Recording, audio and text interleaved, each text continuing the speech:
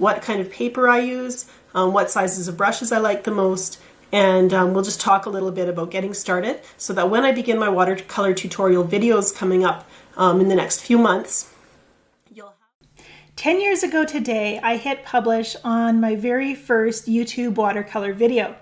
And I had no idea that this was about to set in motion just a chain of events that would create a career for me, cause my life to change, that would give me the opportunity to teach watercolor all over the world to thousands of students and bring them right here into my studio. In fact, I didn't know that one day I would have a studio. As a northern artist, I felt like my opportunities were very small. Here in northern British Columbia, I was able to have an income as an artist by teaching watercolor classes a couple of times a year, periodically selling a painting, and doing whatever I could to be known as an artist. That meant writing articles, working in graphic design, doing photography. It was this broad spectrum of just anything I could do to bring in an art income. And when I started posting my watercolor light bulb moments on YouTube, I didn't realize how much that would open the doors to being able to share my love of watercolor with really a worldwide audience. And I'm so thankful for it. It's been an amazing ride these last 10 years. That very first YouTube video was a supplies overview, a look at the workshop supplies that I would put together in a kit for brand new watercolor painters.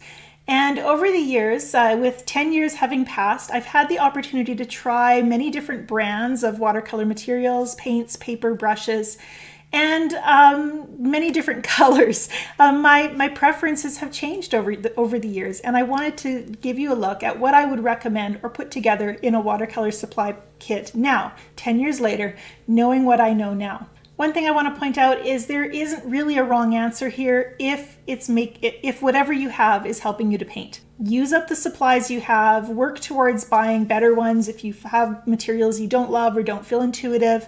They can still help you grow skill and technique. Take the time to just paint and see what you can learn as you experiment with what you have, and then add to it with good supplies that make your painting process feel special and luxurious. We should get to feel like real artists when we paint, and so I'd encourage you to have supplies that help you feel, fancy, like a real artist. Put on that beret or, grab that fancy easel, whatever it is that helps you feel like you are in your art space making art, and then build a supply kit that supports that sensation of investing in your art. Okay, let's take a look at some materials and see what I might recommend if you were to come and take a class here in my studio in northern British Columbia. Now, I'm primarily a studio painter, and my work surface is never very tidy. You can see that within my painting space, you don't have to go very far before I start to get crowded out by other materials and scraps and pieces of paper towel and all the little detritus that makes watercolor makes my creative workspace get a little bit untidy. So we'll just start with brushes, and I've had the chance to accumulate a lot of brushes over time. The neat thing about brushes is they are the one supply that's going to last you a very long time. Most of your brushes, especially if you care for them well, they're going to last you decades. And so that means if you can only afford to add to your brush collection once or twice a year, you can amass a really nice selection of different types of brushes to make different kinds of marks. In the original video, I talk about having a flat wash brush. So I use my 1-inch flat for blocking in large areas. And I actually don't recommend that as a beginning starter brush. In fact, if you're just getting started, you really only need one brush, and that is a versatile round brush.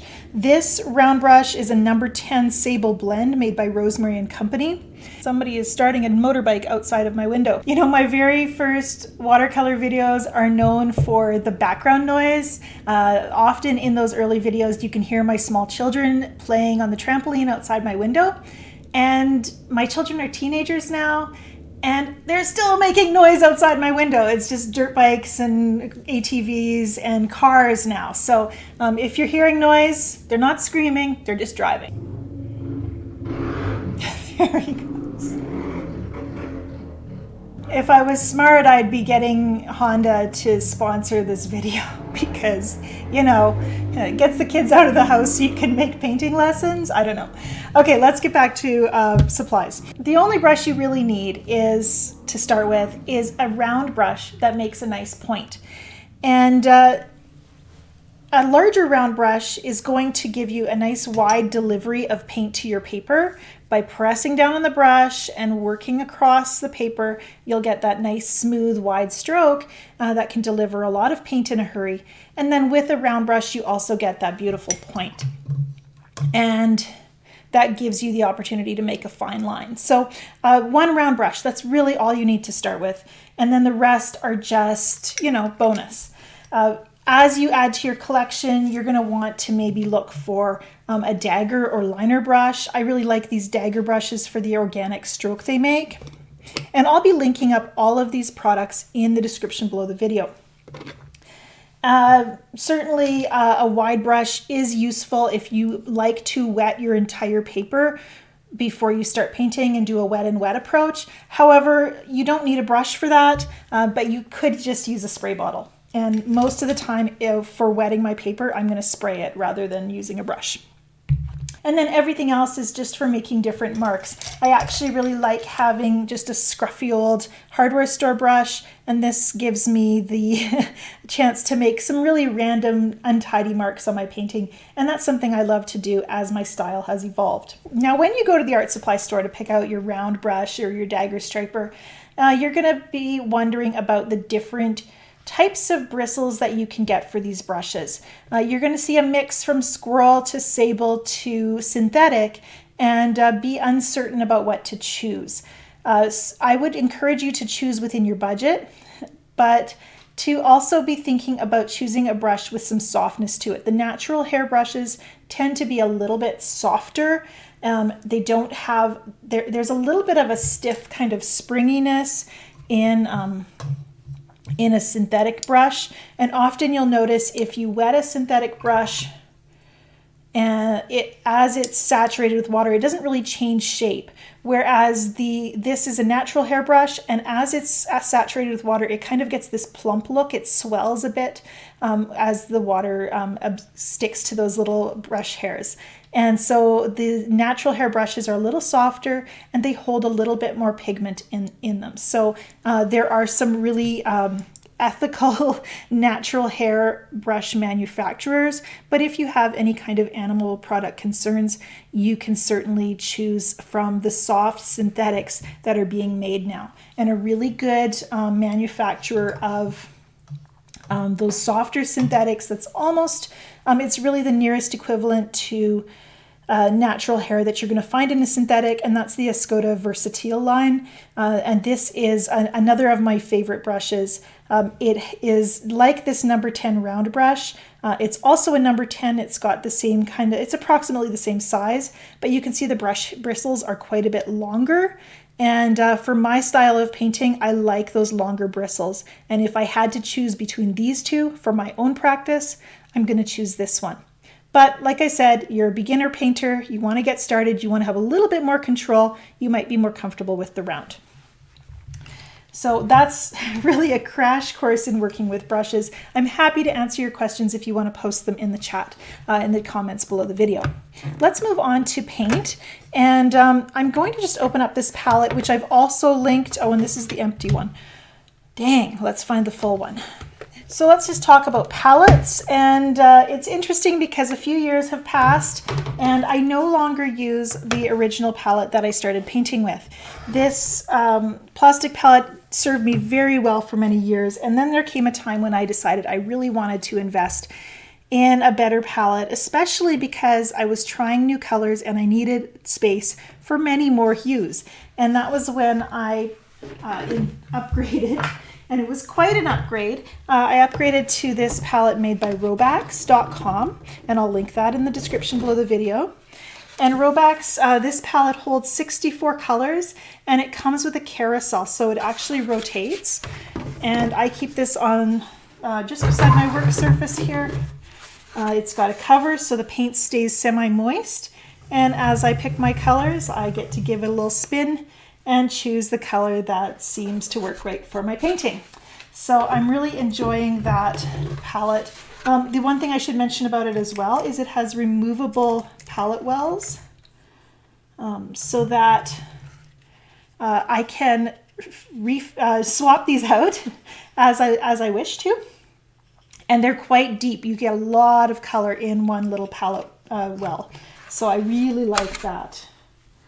And Robex actually makes quite a few different sizes and styles. When I travel, I don't bring this big palette along. If I'm teaching a workshop, I'm going to simplify quite a bit. And that's when I might go with a sealed folding palette like this one. And this one I actually haven't filled yet. I think this one fits about 24 colors. And I have the 18 color version, which I recently took with me on a trip to Italy. And that one's stuck a little bit. Just pop it back in place. It's been a couple of months since I returned from Italy, and I haven't used these paints since, so you can see they've dried. They did come in a tube. Gram for gram, if you're buying watercolor paint, you're going to get a better value for your dollar by buying tubes over buying paint. Often if you buy little paint sets that come in pans, you're going to get a pan about that looks something like this. You get many pans out of one tube of paint, and so price-wise you're just looking at a better value. I do like to squeeze my paint into the palette and allow it to dry. That has not changed. And then when I go to paint, I just moisten it with my spray bottle. Let that moisture sit on the surface of the paint and absorb in a little bit. It loosens up that top layer of paint so I get a nice rich saturation of color. I took this palette with me to Italy and had a marvelous time painting in northern Italy. It worked really well for painting on location where I just held my palette in my hand, and it has space for enough colors so that I get really good options in color mixing as well. And my preference for colors has changed over the years too. I noticed that in my original video, I listed quite a few different brands of colors that I was using, but the name Daniel Smith never came up. I hadn't discovered them yet. And I have since become a huge fan of Daniel Smith paints. One thing I love about them is they love color as much as I do and make a diverse range of over 200 colors. And they have new hues that come out. Almost every year they'll release a new color that's just something inspiring. And they've also been very generous to work with me and create a dot card of my favorite colors. And that's what you're seeing in this palette here. A couple of years ago, they asked me to give them a list of my favorite hues, and they put together a little dot card of those hues. And this one, you can see I've tested out all the colors, so it's a little smudgy. This is my Angela Fair palette of some of my favorite hues from Daniel Smith. We have a red, which is carmine, phthalo turquoise. This is Nicolezo yellow, and obviously I was mixing green with it. Aussie red gold is another favorite, beautiful, rich, buttery orangey yellow. Green gold, cobalt violet deep. I would say this top row is really the ones I couldn't do without. I love having them in my palette. We're following with some earthy colors: Mars yellow, Venetian red, hematite burnt scarlet genuine, lavender. Oh, that's another color I couldn't do without. A nice true blue, a verditer blue, cobalt teal blue, another favorite, rose of ultramarine, opera pink, quinacridone sienna, sodalite genuine, which is a navy black, beautiful textured hue, zoisite genuine, and moon glow. And I'll put the full list in the description below the video. These colors, they show up in my paintings again and again and again. And while I still love using other brands of watercolor paint, Daniel Smith continues to be a huge favorite. You want to work with colors and colors that feel beautiful and exciting to you. And when you choose those colors for your painting practice, it's reflected in your work. Being an artist is about connecting your heart to what's happening on the paper. And I really believe we do that well when we're working with materials and supplies that feel beautiful and intuitive and exciting. I continue to encourage beginner painters, all levels of artists, to use 100% cotton watercolor paper. Look for 100% pure cotton on the paper If they aren't bragging about it on the cover, it's not 100% cotton. Walk away and choose 100% cotton. The reason we do this is because cotton paper feels better. Cotton paper is going to flow better. It's going to dry more evenly. It's going to take longer to dry, which is going to give you more working time. It's going to absorb the water in a different way. And it's going to be more accommodating to your painting, to your learning process. I realized that in my early days when I wasn't able to invest in the best quality paper, I spent a lot of time trying to compensate for the weaknesses of the paper. A lot of my development process was just managing the shortcomings of the paper, and that just makes the learning curve that much steeper. Now, I've been enjoying using Arches watercolor paper for many years. They have been around for a very long time. They continue to be just a high standard of watercolor paper. But I have been in recent years using another brand that I wanted to show you, and that is this paper by Hahnemühle. Hahnemühle is a German company. They make, again, 100% cotton watercolor paper, and these are watercolor paper blocks. If you are looking for convenience, a block is a really great way of making it easy to just grab your paper and start painting. Watercolor blocks are gummed on all four sides.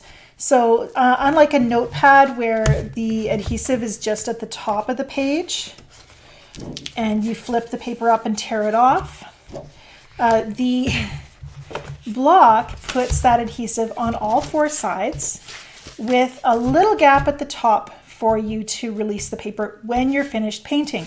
And the advantage of this is with all four sides glued down, you have a nice flat surface to work on. It stays smooth once the paper gets wet. Paper, just like printer paper, if it gets wet, it's going to want to buckle and ripple. The thicker your paper, the less it's going to ripple and buckle, but it does tend to happen. So that's why we often we want to tape our paper down or work with a block. And some artists will even stretch their paper, which takes a little more prep, but if you want a perfectly flat painting surface, that is the way to do it. Personally, I like to just start painting, so I will either choose a block or take my watercolor paper from a pad like this or the large full sheets, which are your best value. And I'll link all of that up below the video so you can compare. But when I have a loose sheet like this, I can tape it to my painting surface. And on my painting board, once it's taped down, it stays quite flat while I paint. This painting board is just a piece of corrugated plastic. I think I bought it at a sign shop, and hardware stores also carry it, and you can get it in large sheets and then cut it down so it's slightly larger than the size of the paintings you plan to be making. And then from there, again, masking tape is your friend.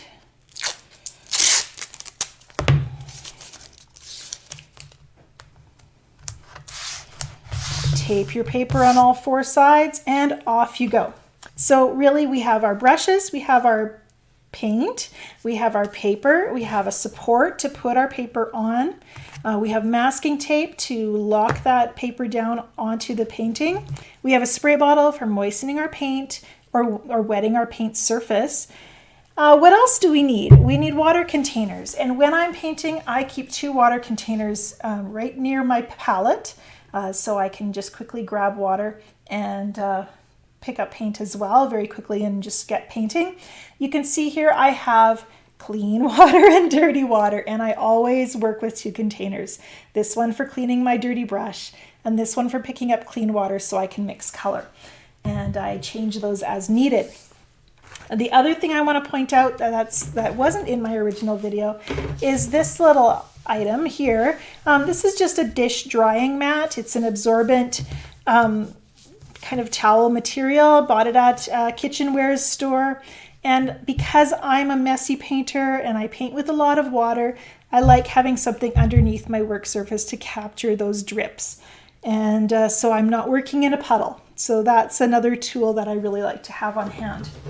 You know, the nice thing about all of these materials is watercolor is a really portable, creative hobby.